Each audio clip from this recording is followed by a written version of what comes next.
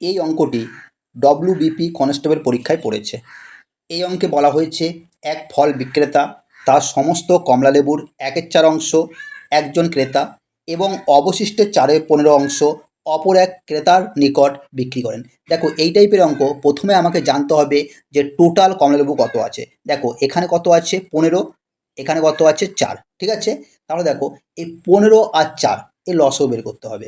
15 আর 4-এর লসাগু কত হয় 60, কত হয় 60। এটা হলো টোটাল লেবুর সংখ্যা।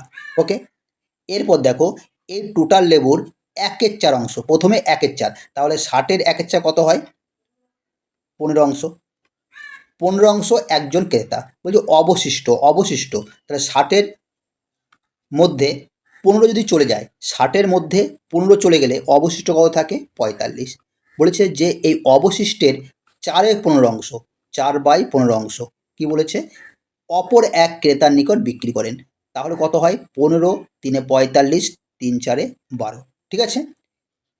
তারপরেও তার কাছে 33টি কমলালেবু থেকে যায়। তাহলে দেখো 60-এর ভিতরে 15 আর 12, ঠিক আছে, 15 আর 12 কত হয় টোটাল, কত হয় 27, ঠিক আছে।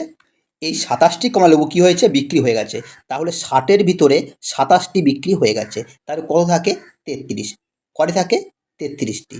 কিন্তু দেখো অঙ্কে বলা হয়েছে যে তার কাছে 33টি কমলালেবু থেকে যায়।